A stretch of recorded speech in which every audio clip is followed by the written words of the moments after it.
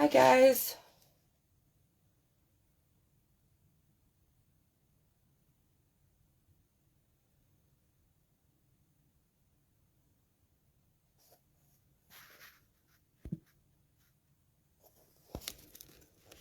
Okay.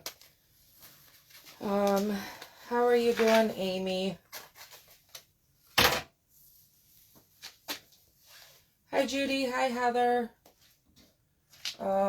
Give me just 1 second. I came into the basement and my basement floor was wet. Apparently the hose is leaking. So just 1 second here.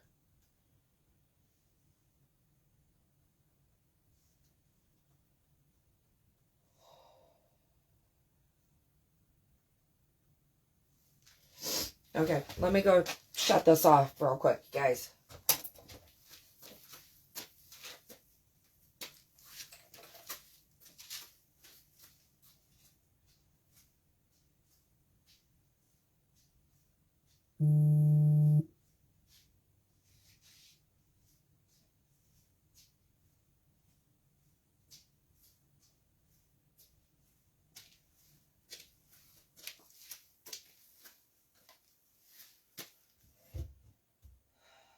Okay, and if you guys have not yet, please do me a favor and share this, because we're going to do something just a little bit different tonight, okay? We're going to, so the difference is going to be, and I'm watching from the tablet as well. So the difference is going to be, why are you upside down? Oh dear goodness. There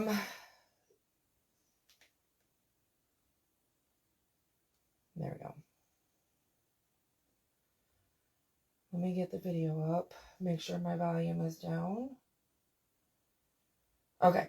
So the difference is going to be, so I recandled the eggs from last night. Or from last week, sorry. And, well, they be no good. They were all duds. I candled them Friday. Yeah, Friday. And there was nothing growing. So I went ahead and I shut my incubator off. And I was actually going to cancel tonight, but I thought maybe we could do just something a little bit differently. So I do have some eggs here. Hi, Mary Jane. I do have some eggs here that I thought we could do kind of like from the moment you collect your eggs until, or, putting them into the incubator, marking any questions, etc. like that. Along with, we are going to invite Kade, the current elected president, to join us for some updates and a few questions and answers, especially about regarding the Friends of the National Sebastopol Goose Association page. There's been a lot of questions raised about it, and a couple of important announcements. So I thought that we could do that. He did ask for me to give him 15 minutes at least. Hi, Cindy. To be able to invite onto the broadcast, which actually I think I can just go ahead and invite him now. And he can join whenever. So,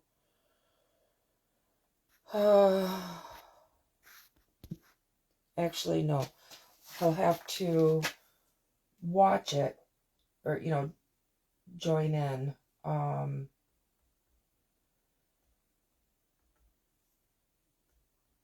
Have to go watch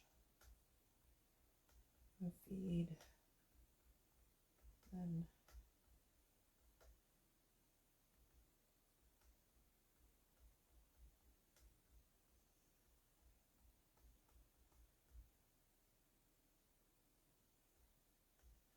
Okay. So, like I said, we're going to do this just a little bit differently. I guess for the moment, for those of you that haven't joined before, we are currently in my basement. I did have some eggs that were in the incubator. I recandled them at 10 days and there was no growth. So I went ahead and shut my incubator off. So we're going to start basically from the beginning. So let's talk about, first off, collecting the eggs. There's a lot as far as I see it, the question asked a lot as far as if you take the egg from the hen, will it hurt her feelings? Will, she continue to lay? Just a lot of questions. First of all, if you take the egg, usually she will continue laying. Sometimes they do go broody and then they'll lay like second clutches, second, third clutches. Holy cow, is it cold in this basement. I'm going to have to put like a little heater down here for myself. But anyways, the more that you take them, the more that she'll lay. If you're taking them, then she's not going to be building that nest. Will she be a little grumpy for a few? Probably, but eventually she'll get over it. I forgot to bring it down. But I seen this hack one time of, because sometimes they are like rattlesnakes and now when you go to get the egg. So I had seen where somebody had posted that, I can't remember, I want to say it was like a TikTok, that somebody had posted that, those spaghetti noodle spoons, the slotted spoons for spaghetti noodles or noodles period. They took one of those and put one of those on a stick, and they reached in and grabbed the egg using that. And I'm like, that's a really good idea. So there's that. And you guys, please ask the questions as we go through, because otherwise I'm just going to feel like I'm rambling here. If you have any questions, because I'm watching here and on my face or on my tablet for questions and comments and stuff. Okay.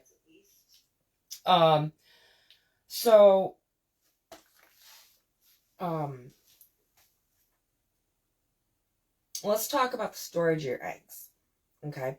Storage of your eggs could vary depending on whether they are shipped eggs or whether they are freshly laid eggs.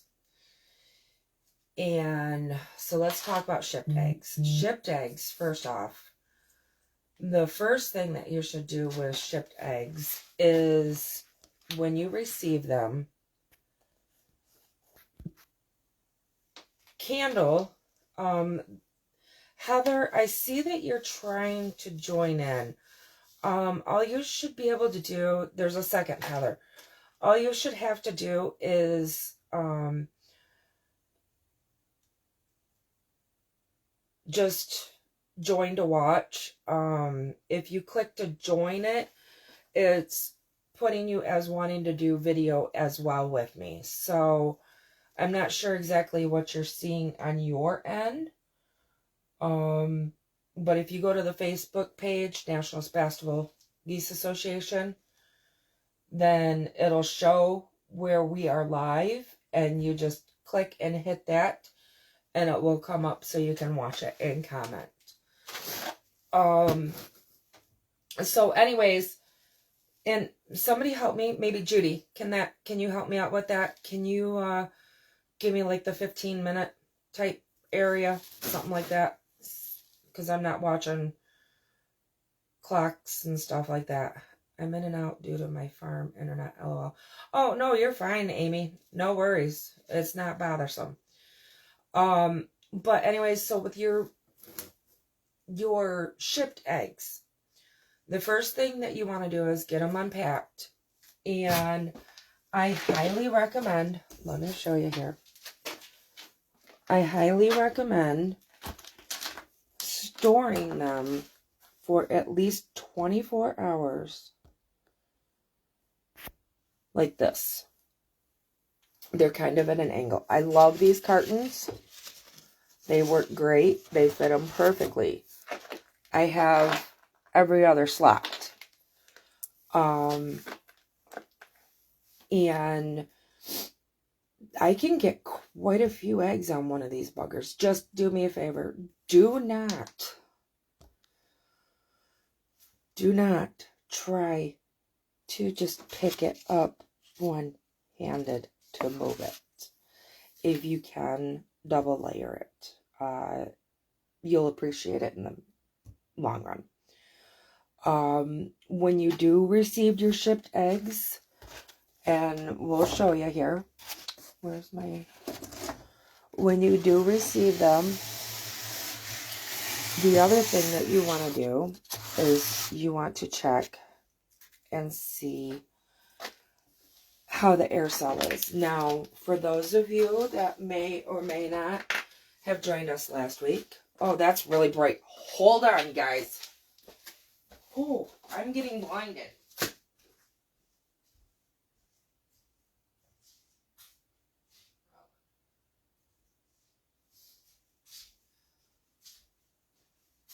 Okay, so for those of you that may have joined us last week, we did show what is called a loose air cell.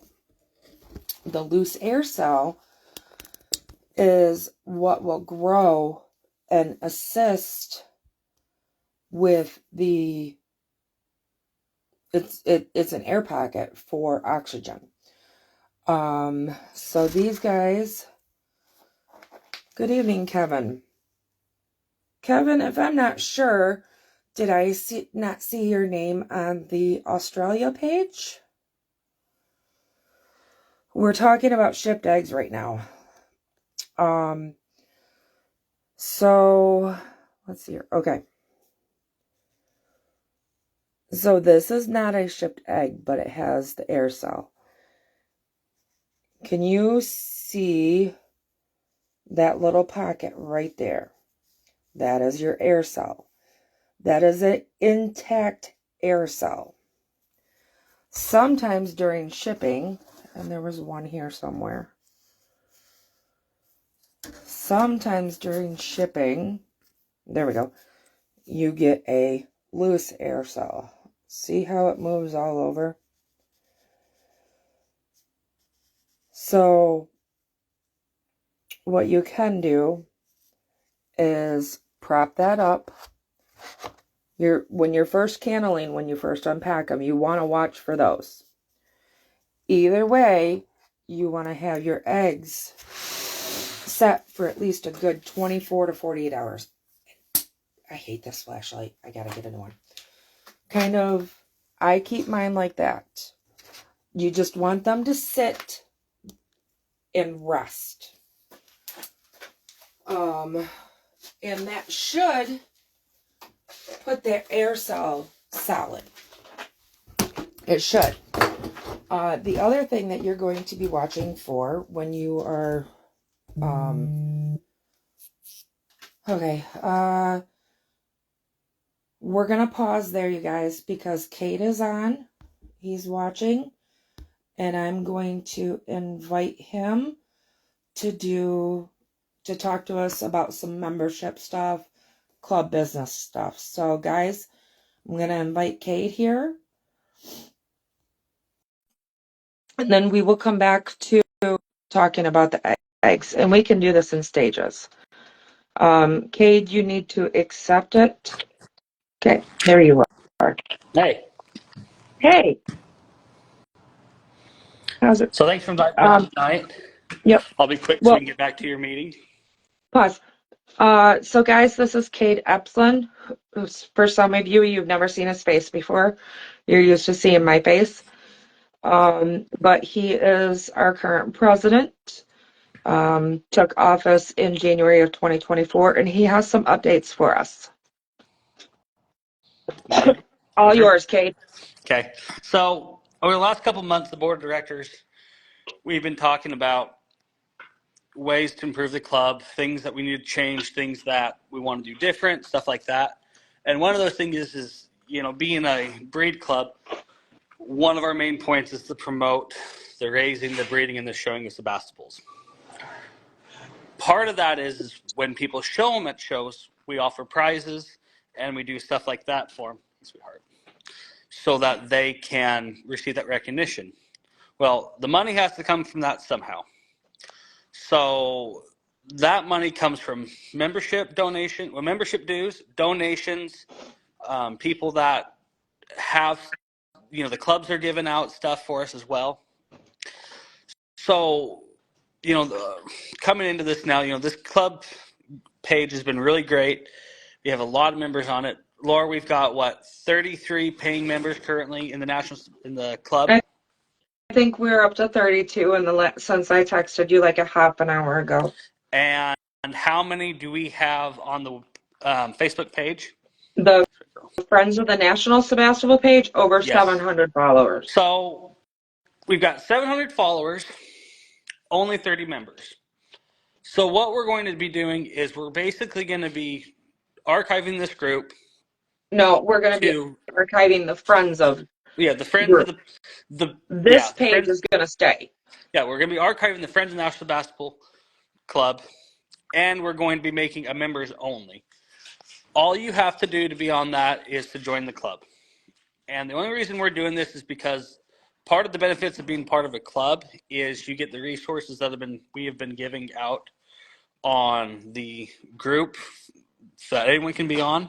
So all we're doing is we're just basically making it so that you have to be a member of the club to get those. It's not saying, well, you have to show Sebastipols to be a member of the club. It's for the breeding, the rearing, and just the enjoyment of them. There's a lot that has to go into keeping a club stable. There's a lot that has to go into those awards. Laura was the president for many years before me, and she's probably mad for me saying this, but she a lot of the times was throwing in her own money to basically keep this club afloat for a while. And that's not how the club needs to be ran. Any organization. Quit this. I'm out here with my mayor right now. We just got done blanketing.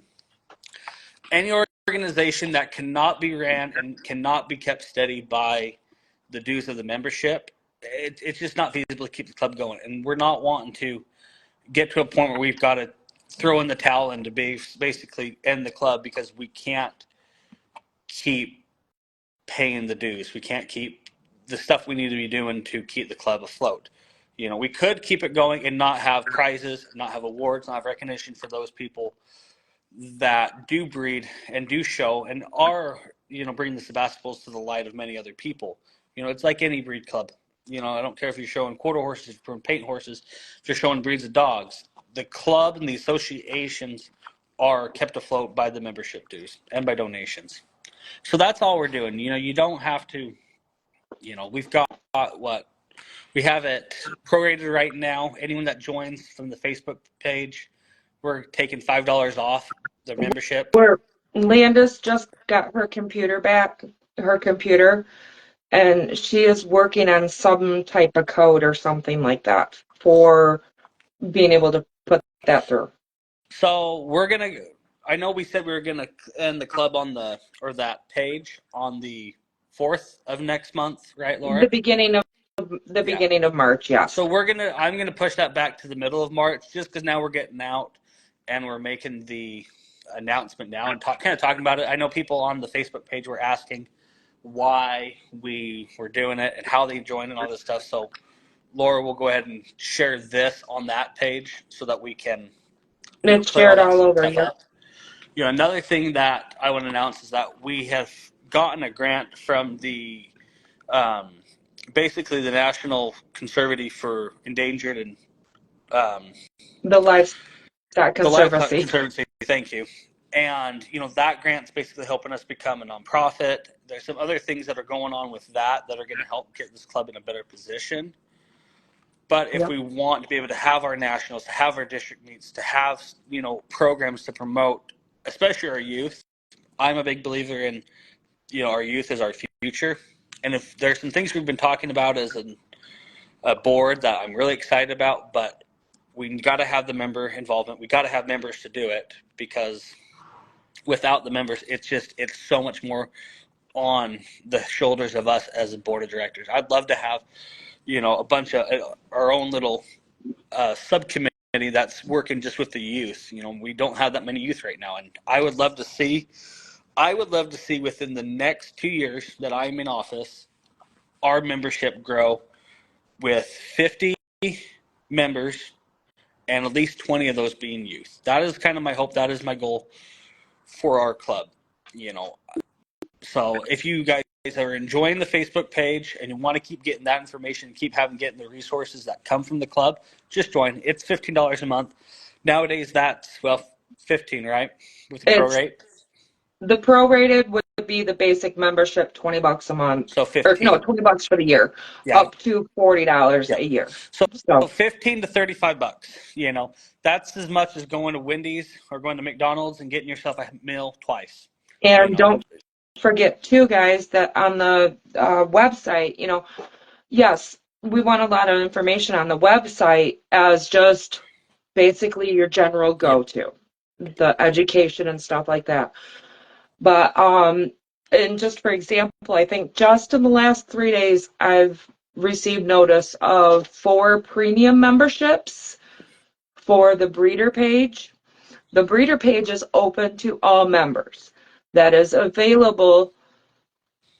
The breeder page is available to all members of the club to advertise your farm, your person, for you to advertise so that people can go and look and find these birds, because there's so many people having a hard time finding birds. Exactly. And so many people getting scammed. Well, and And that's the thing and that's part of the reason of, if someone is paying their dues to be part of a club, the chances of them being a real legitimate person skyrockets, because a right, scammer is not going to go right. spend money to be a member of a club just so they can scam people out of more money. They're not going to spend money to make money. They're just not that bright, most of them. Yeah, and Judith just said I would imagine that a portion of the dues could also go towards the application of grays being accepted as a recognized variety.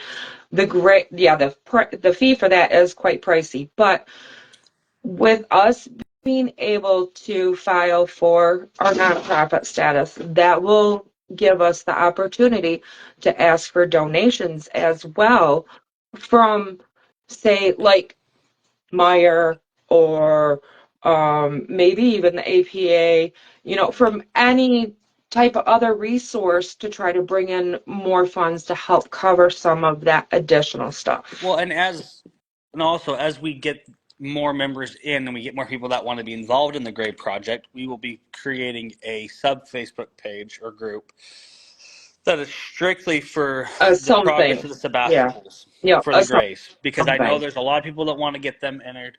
There's a lot of confusion about our colors. There's a lot of stuff that we need to work on with that to be able to get that. That is something we have been talking about in our meetings as well. Yep.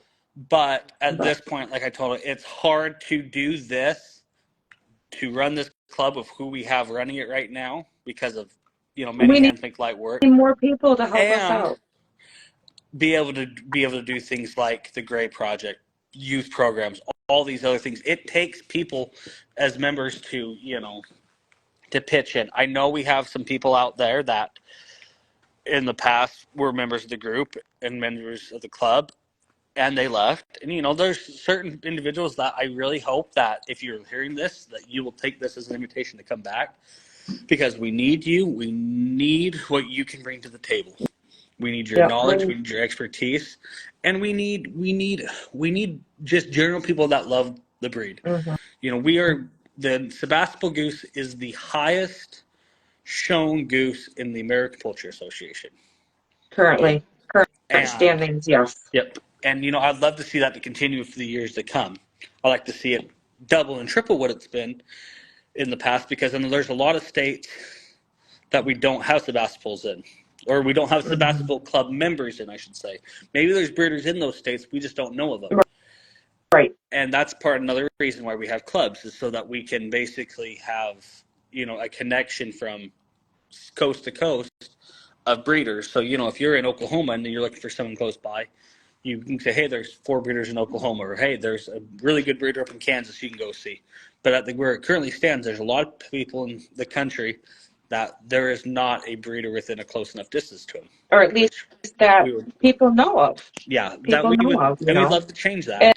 That's And, as a club, we don't endorse anybody as a breeding, but we most certainly help them to try to succeed as much as possible. Well, we endorse them the fact that they are a member of the club. They are a due paying member of the club. Right. But, not, That's as far as we go on it. yeah, yep, yep. So, does anybody have any questions for Kade or myself? Because I know that you got a friend. Very She's much being a wanting love and pest. attention tonight. So, but does anybody have any questions for either Kade or I? I know that Kade is actually still at work, I do believe.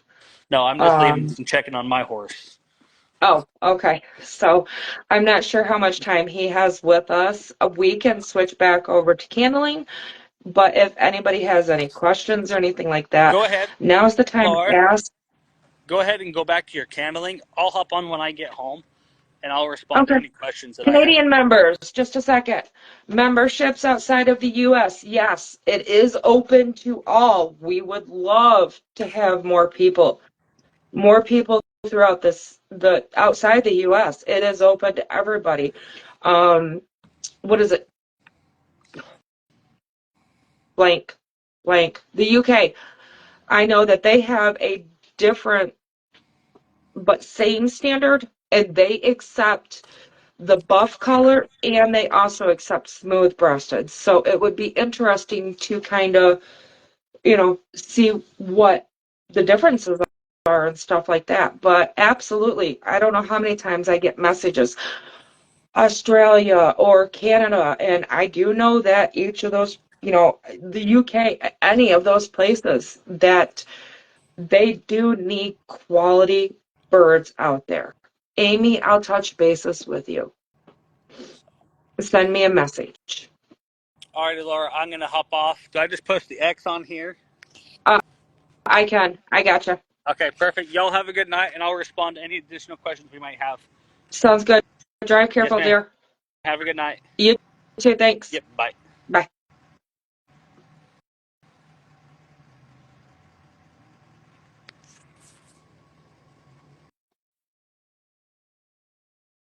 Okay. So yes, Canadian members and outside of the US are more than welcome to join. We do appreciate, share it. In the grand scheme of things, we're all here for the Sebastopol goose. So, okay, with that being said, let's finish up about like storing your eggs. I'll go ahead and I'll go ahead and talk about the storage of your eggs before incubation. And then I'll go ahead and wrap up for the night, and we can go from there. Does that sound fair unless anybody else has any other questions? Okay, so we talked about the air cells. Amy and Mary Jane, I'll touch bases with you guys, okay? All right. So, let me say this, guys. If anybody has any questions, if you're friends with me on Facebook, send me a message through Facebook. You can send a message to the National Sebastopol Geese Association Facebook page. You can email us, okay? You can even call me and text me. Trust me, I'm usually around. So, shipped eggs, you want to check them for stability of that air cell. Ugh. My daughter was calling. You want to check the stability for the air cell. The one thing that you also want to check, because it has happened before, people have been sent rotten eggs. What I mean by that is basically either the hen was sitting on them, Or, who knows, some of these sketchy, scammer type people, they may start to incubate them, or you don't even know if they're actually Sebastopol eggs because there's so many people stealing, so many scammers stealing pictures and posts and stuff like that. So, um, double check to see if there's veining in those eggs, if it looks dark and goopy and etc. like that. Yeah, no, I'm sorry, don't touch that with a 10-foot pole. Do whatever you can to get your money back.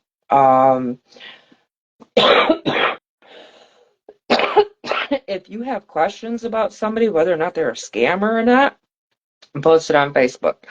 Reach out to me. I know a lot of people, or at least a lot of names around. And if nothing else, there's the breeder list, along with, if they're not on the breeder list, then more than likely I have somebody in your area that I have talked to, that I know, etc. like that. So, just reach out, double check that you're dealing with a good person, or at least somebody that somebody else knows. And there's several of us other people that you can reach out to, not just me, other experienced people that you can say, hey, is this person legit? Yes, no, maybe so. In some ways, I wish that we could have a list of, you know, scammers, but they come and go, and unfortunately, you don't know until it happens. Um, so double check for that type of stuff there. If you throw your eggs in the incubator and say 24, 48 hours, they start weeping. Okay, so I have talked to somebody, there was a post about a weeping egg. I have talked to somebody else. Sometimes if you bring them in straight from the cold and put them in the incubator, sometimes like that, moisture will kind of evaporate, kind of like a cold soda in the summertime. Um, so when you have your stored eggs from bringing them from outside, you want to bring them to roundabout room temperature. And that's where I'm figuring out that I'm going to have to make this room just a little bit warmer. You bring them to room temperature so that they don't sweat, is basically what it would be. Um, but say that, if the egg is dark and it's starting to weep, run. Do not walk. Run carefully. Get rid of it as far away as possible. I don't know if anybody's ever had an egg explode. I'm sure we all have at one time. Last time I remember an exploded egg was when I was a kid, and I'll tell you what, that smell, you will never forget it. Am I right, you guys? Um, yeah, it is really cold in here. I don't even know what the temperature is right now. But yeah, it's yeah, I'm gonna have to get a little space heater in here or something different. Oh yes, Mary Jane, yeah. And like when I was a kid, the incubator was in our laundry room. So it was all over. The smell was on our laundry, and oh God, it like permeated it. Ugh. Ugh. Um, so store your eggs, your shipped eggs, 24 to 48 hours upright. Give them a chance for that air cell for them to stabilize. They go through a lot during shipping. We've all heard horror stories. When you bring them in from inside, store them upright again, and bringing them to at least room temperature prior to putting them in the incubator. Check for any defects in the eggs and etc. like that. Does anybody ever or anybody else have any suggestions for storing eggs? Um, Storing them on your countertops can be done. I don't recommend it. You want to keep them cooler, cool. Um, Otherwise, you could end up with an exploding egg if you're not watching it. Um, so transport in a car could possibly do the same thing. Like say if you're picking them up, obviously packaging them on the ride to and from is ideal. Kind of package them the same way. The less movement that they have, the better. If you live in a state or a city like mine, that yeah, it's like a landmine field in the potholes and stuff like that, then definitely, definitely, definitely try to take it easy as possible. The shorter the ride, the better. So in the wintertime, I use my lawnmower for running up and down to do chores because it is straight downhill for me. And I'm sorry, I've slipped and fell too many times, too many times to whatever. And, I mean, I don't know how many I'll do it, but I've thrown them in my hoodie pocket. And I've had a loose air cell just from driving up back on the lawnmower. So, it can be touchy, but it's the less that you can jar them, the better off. And I would still do the same thing, at least store them for over, for like 24 hours, even when transporting in a car. Shelby, hi there. You store pointy end down. Yes, correct. Correct. That gives the air cell a chance to make sure that it's at the top, and because when you store them on the sides, sometimes that air cell will come to the side of the egg. So you want oh, well, I'll show you guys what I just found. So you want your air cell up here. Sometimes if you're storing them like this, you can get your air cell down here, which is very less than ideal. When they pip out, they're usually going to pip out somewhere in that vicinity. So typically, um, I usually only make markings on this end, on the pointy side, because they'll hatch out around here and I won't be able to see my markings. Hatching on their side, yes, they are intended to be hatched on their side because, again, that air cell is going to, during the incubation process, it's going to start dipping down further and further and further to where it should actually be somewhere like in this vicinity.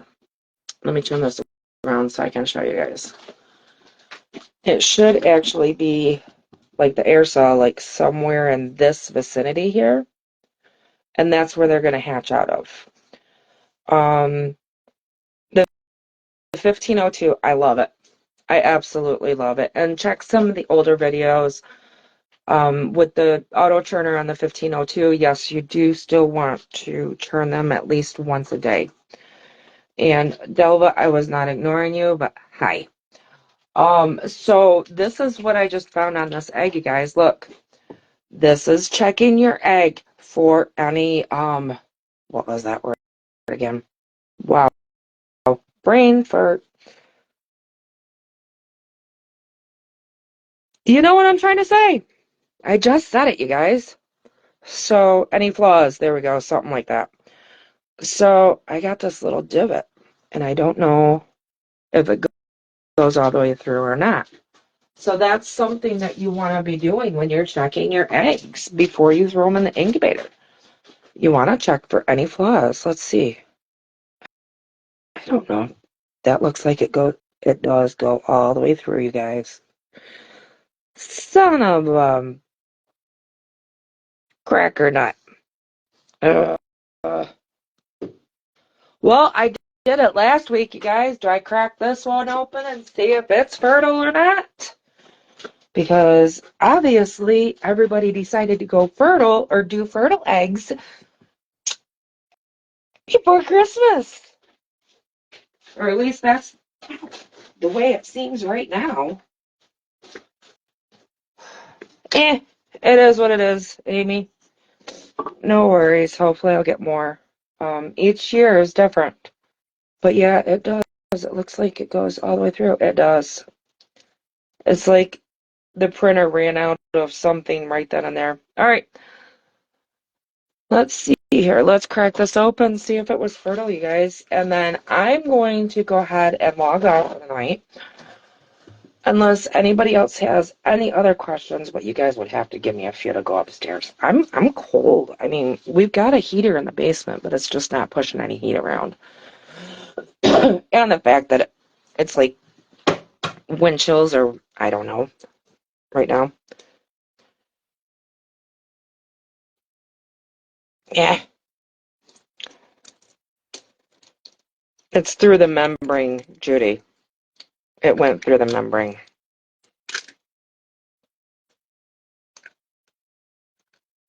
And with as many girls as I've got, if I've got to worry about fixing one egg, then I might as well just throw my hands up in the air and call it quits.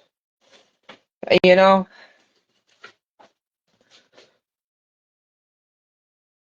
Hmm.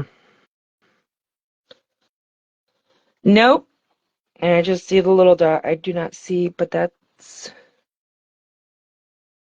weird. It's like meaty. Hmm.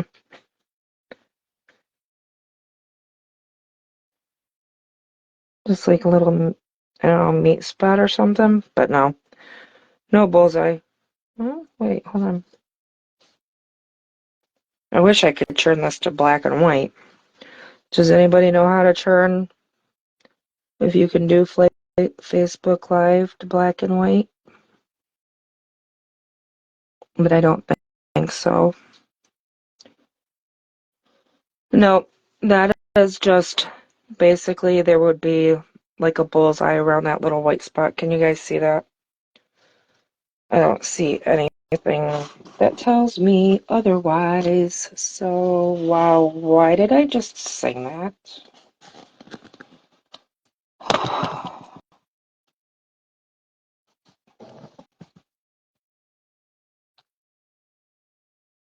Yeah, no, I don't see anything. I think the guys wore themselves all out earlier this year.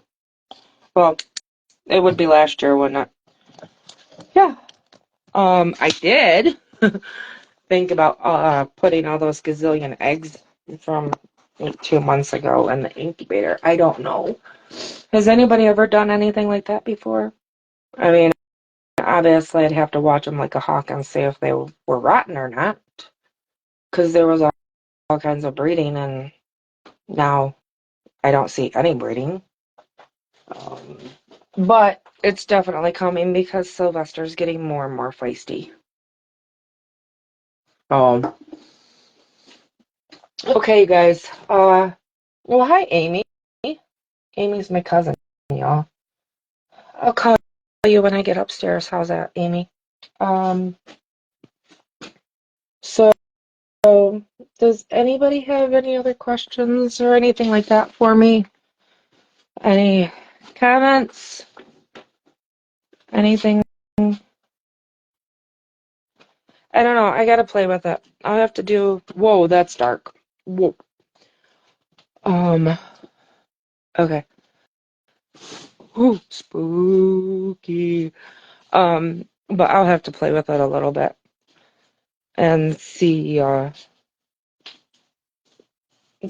my options are for a live. But all right, you guys. I am. Oh, I'm gonna go ahead and say goodnight. Um. Oh, dry versus adding humidity. Okay. So are you talking about? Oh, that's ridiculous. Apparently, my hose was leaking. Um, like dry incubation compared to raising your humidity.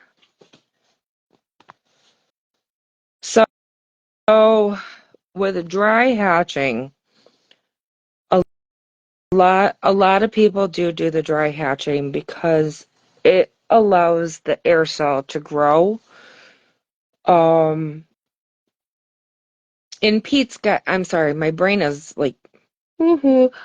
In Pete's guide, it does explain the difference. So well, actually, I got it right here. Hold on. So with the dry hatching, what that does is, what is that word? What is there? Is it, no, not osmosis. Um, I get stuff when I'm reading it, you guys, but sometimes for my brain to pluck it out, it's just like, yeah, non-existent. So let me go to Pete's guide real quick, and it does explain and touch on that. It helps with the weight loss. It helps with the not osmosis. What is that word? What is that word?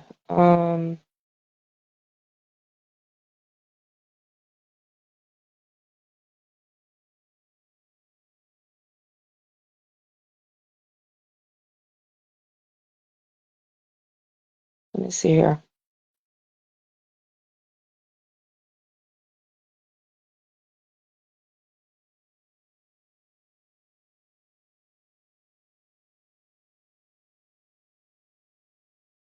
Hold on just a second.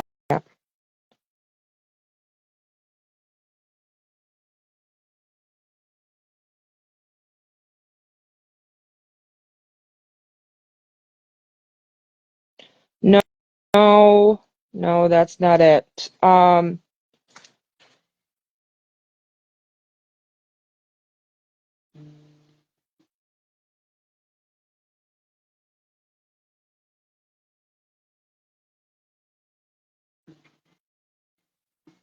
How porous it is. Hey, Tyler. Just a moment, please. I'm trying to think of what this word is, and my brain is. Um, it, it it has to do with how porous the eggshell is as far as the humidity loss. Um, so the humidity loss, where is it? You know, okay, you know what?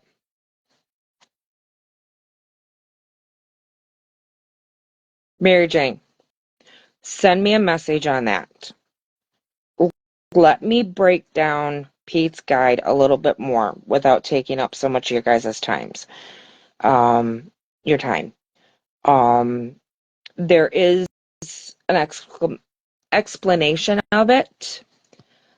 Let me break it down a little bit more for you, okay? And do kind of like you know what? We'll do another live video. How's that? Um, well, I mean, incubation humidity during incubation is going to vary from so many ways, so many places. If you're say out west where it's a lot drier, um, yeah, you're gonna want higher humidity. The humidity basically, your humidity will allow for that air cell to grow and evaporate out because of the pores of the shell to dry up inside as well as um, giving a right environment for the gosling or egg to hatch. It could be density, Tyler. It could be the density. Um, so let me, because don't forget, the bigger the air cell, when that gosling does its internal pip, or the chick does its internal pip, then um, that's when they start breathing. So the bigger the air cell, the more oxygen that they're going to be able to get. And with how porous the shell is, they are going to be gaining oxygen. um, so yeah, yeah. let me break that down a little bit more and actually have something kind of wrote out to be able to talk about it on another live video. I'll keep, I mean, if you guys have suggestions for the live videos until I start getting fertilized eggs, send them over my way. We can do as many live videos as you want on Sundays. And maybe that's a topic for our newsletter as well. So somebody send me a message on that one too, please. If you guys have any topics that you want to see in the newsletters or topics of anything, please just send us an email or something like that, because there's so many times that I feel like I'm just kind of rambling on. And this will make it a little bit more informative for what you guys want to hear and see. So send that over to me. Tyler, yes, as far as hand turning, I have the Sportsman 1502, and I do hand turn once a day. It is set on auto churn every 2 hours. And then when I churn them, I pull the tray out, I mist them, and churn them, mist again, and then let them cool for whatever time. You're welcome, Mary Jane. Send me a message. Send me a message so that I can put that on my list. And so, but yeah, hand churning even once a day is better, because I've done the auto churner once before and I didn't figure out what it was. Okay, Amy, I'll have to ask for help on that one because I don't let my girls go broody. Um, so I'll have to ask for help on that one with somebody that has a little bit more experience with broody. Um, but Tyler, back to that. When I did not hand churn them, I couldn't figure out why everything was dying. The air cell was, they were the egg was laying on their side, and the air cell was like at the top of the side. And it looked like the rest of the egg had been cooking. Um, so that's interesting. I think this egg needs to go. But anyways, um, see that, guys? This egg went bad. I'm gonna, yeah. So anyways, the air cell was basically like this portion, even though it was on an auto rotate, because the auto rotate was basically just taking it and going this way and this way and this way and this way, where you want it to go all the way around at least once a day. If you're doing strictly hand churning, at least 3 times a day. Odd numbers are best. So hope that helps answer that question for you, Tyler. Um, and we'll see you at Dayton, Tyler. So, but yeah, thank you, Mary Jane. Thank you, Amy. And then I'll get these 2 topics wrote down when I get upstairs. And again, if you guys have any questions or anything like that, anything, don't hesitate to reach out. No, they don't. On the churner, they just basically rock back and forth. There are some that the churners go around, what is it, like the nature right or something like that. And even those, I think the goose eggs are too big and they don't churn all the way. A lot of people have asked about the hatching time incubators, and those are nice from what I hear. Pricey, but nice. But GQF is pricey as well too. But like, I talked to the guy there at Ohio National that had the hatching time, and I was actually looking for Stephanie to talk to her about it. It's almost like they need a hot dog roller. You know, the hot dog rollers in the gas stations that they just keep circling it, but it needs to be on a timer, like the auto turners. They They said that it's a good idea, and well, we'll see how far it goes. But I've actually there's one of my friends, Becky Weaver, has this incubator that she found off of Craigslist or something like that. It does it. It's like a hot dog roller system.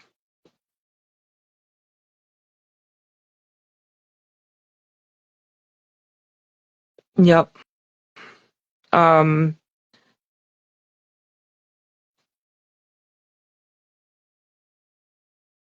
Too bad you couldn't put a camera underneath her, Amy, like a GoPro. Um, Churning your eggs, when to start churning them? Wait 3 days. Wait 3 days. If you think about when she's building her nest. Um, I mean, she may go in there and move them around right afterwards. We don't know. We don't know, so we're guessing. But everything that I have learned, everything that a lot of people do, Pete's Guide to Hatching, all of that, it says to wait for 3 days. And I do believe that a lot of people do wait 3 days minimum. On your fourth day is when you want to start churning them, doing the churning and cooling and misting. Um, I actually put up the PDF version on the website of the hatching chart. So,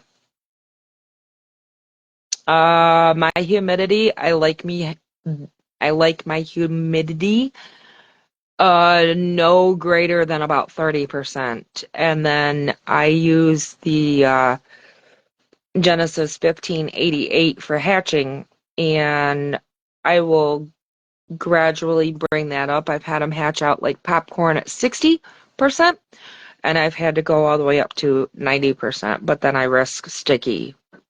And these are all words that, we'll go through and explain um,